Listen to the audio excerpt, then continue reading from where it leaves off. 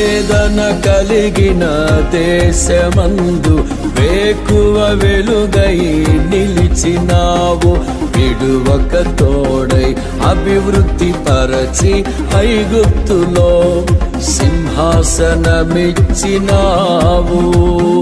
వేదన కలిగిన దేశమందు వేకువ వెలుగై నిలిచినావు. విడువక తోడై అభివృద్ధి పరచి ఐగుప్తులో సింహాసనమిచ్చినావు.